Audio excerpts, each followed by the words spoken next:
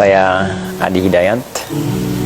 Saya dilahirkan di Pandeglang 11 September tahun 1984 dari seorang ayah. Beliau bernama Bapak Warso Supena. Beraktivitas keseharian sebagai wiraswastawan, juga mengajar di musola di dekat rumah bernama Baitul Ikhlas.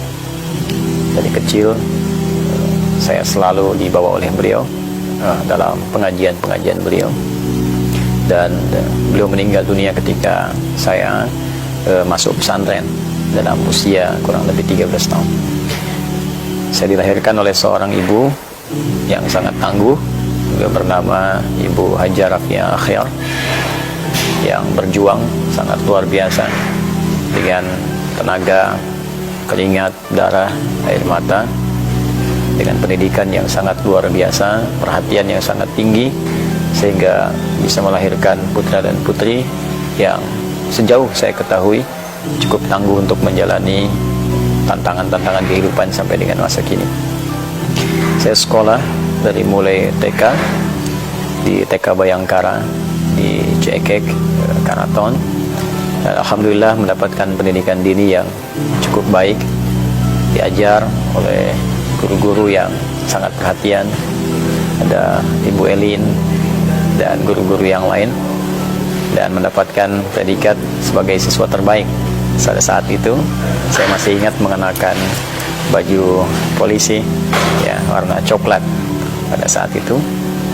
Kemudian masuk ke SD di SD Karaton 3 Pandeglang. Biasanya ibu saya punya visi kami dari kelas 1 sampai 3 di SD Karaton 3 karena ibu mengajar di sana. Kemudian dari kelas 4, 5, dan 6 kami dipindahkan ke SD 3 Pandeglang supaya mendapatkan pengalaman dan wawasan lebih luas.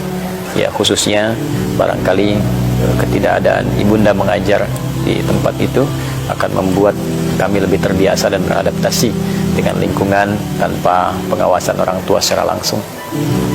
Selanjutnya kami menempuh pendidikan di Pondok Pesantren Doarkom Muhammadiyah Garut, setingkat dari Tsanawiyah sampai dengan Aliyah.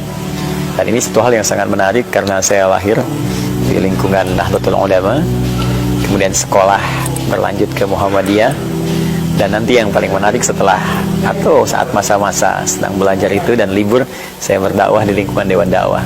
Karena memang lingkungan keluarga kami berasal dari lingkungan yang sangat menarik. Sebagian besar beraktivitas di ormas Islam. Ada yang di Nahdlatul Ulama, ada yang di Muhammadiyah, ada juga yang di Dewan Dakwah, bahkan nanti ada relasi juga ke Persis atau Persatuan Islam, yang kemudian pada akhirnya berkumpul di Majelis Ulama Indonesia. Saya selesai di tahun 2003 di Pondok Pesantren Doarkom, juga mendapatkan prestasi sebagai santri terbaik pada saat itu. Alhamdulillah bisa dipertahankan dari TK, kemudian SD, sampai juga dengan lulus pesantren setingkat SMA. Lalu saya mencoba untuk melanjutkan studi ke Timur Tengah, mengajukan kemudian permohonan untuk melanjutkan studi di Madinah Al-Munawwarah, namun terjadi sebelumnya bom Bali sehingga kuota semuanya ditutup, dan alhamdulillah saya diterima di Fakultas Dirasat Islamiyah wal Arabiyah, FDI dikenal, ya, salah satu fakultas khusus yang bekerja sama dengan Kairo, Al-Azhar Mesir, bertempat di UIN Syarif Hidayatullah Jakarta. 2 tahun saya belajar, kemudian berlanjut ke Tripoli, Libya, mengambil jurusan bahasa dan sastra Arab.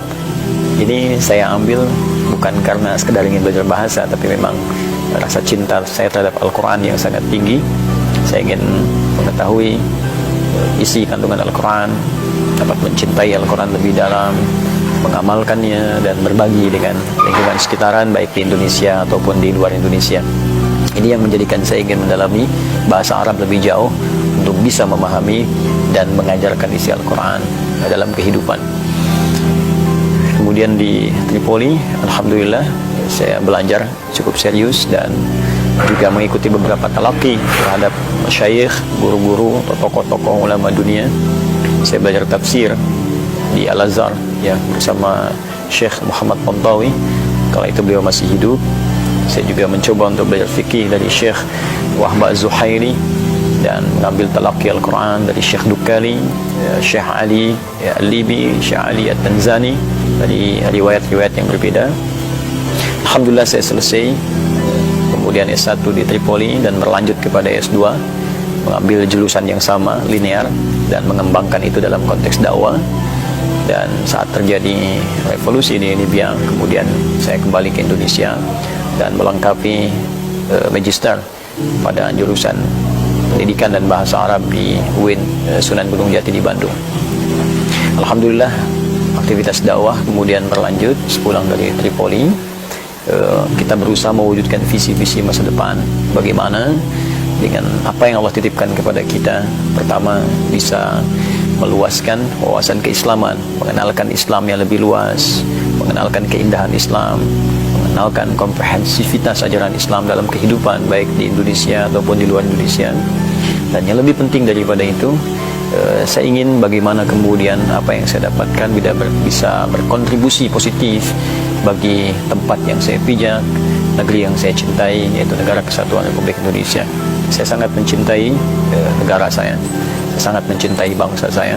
Karena itu kemudian saya berusaha membuat sebuah visi ke depan, bagaimana kalau ulama dulu kemudian menginisiasi nilai keislaman untuk membidani kelahiran negara Republik Indonesia, maka ulama kini saya berpikir visi lebih jauh, bagaimana mengambil spirit di masa lalu untuk menghadirkan kemajuan, kesejahteraan dan kemakmuran bagi Negara Kesatuan Republik Indonesia. Maka diantaranya saya membuat Quantum Akhian Institute, yang dengan itu saya mengenalkan beberapa hal kepada masyarakat.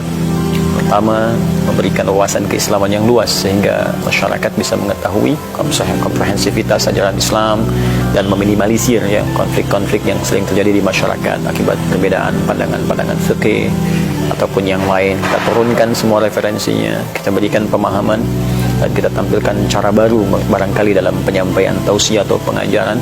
Tidak hanya sebatas pada monolog, kita berikan referensi dengan dasar tulisan, membiasakan untuk memahami, sehingga dengan itu barangkali selain meningkat wawasan juga terlahir kekhusyuan dalam peningkatan ibadah.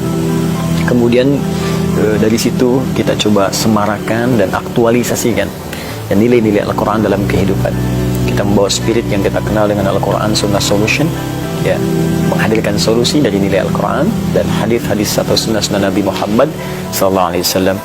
Maka kita kemudian membuat sebuah sistem yang untuk mengenalkan Al-Quran, kemudian juga mendalami isi kandungan Al-Quran lewat kelas-kelas Al-Quran.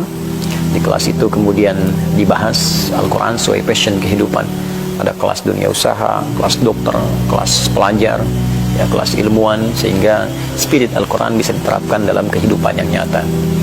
Ya, ada juga nanti kelas menghafal. Alhamdulillah Allah berikan sebuah jalan untuk menghafal Al-Quran 30 juz dalam 30 hari. Dan Alhamdulillah ada yang menghatamkan dalam 15 hari, ya, 16 hari, 18 hari, 24 hari, ya, Al-Quran 30 juz. Dan spirit ini kita kumpulkan dalam satu divisi bernama At-Taisir Learning Center.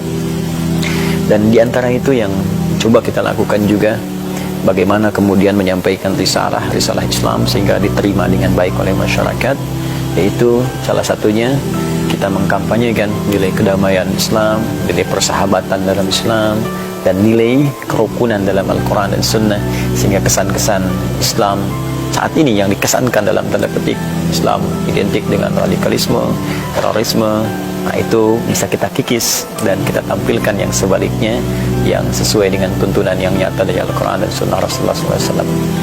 Kurang lebih itu yang saya kerjakan saat ini. Dan ide-ide tadi tidak hanya dituangkan dalam bentuk ceramah, pelatihan, tapi kami tuliskan juga dari beberapa buku-buku yang kurang lebih sampai saat ini ada 15 buku yang sudah saya tulis, ya, di luar tentunya karya tulis ilmiah atau makalah-makalah yang tersebar yang pernah kami kemudian tuliskan.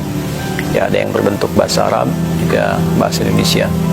Dan saya bermohon pada Allah Subhanahu wa taala, apapun yang kemudian bisa saya capai itu bisa bermanfaat, ya, menghadirkan ampunan Allah, dan khususnya memberikan pahala kepada ayah dan ibunda saya khususnya yang telah banyak berjuang untuk mendidik anak-anaknya. Semoga Allah muliakan keduanya, rahmati keduanya, dan menyatukan kami dan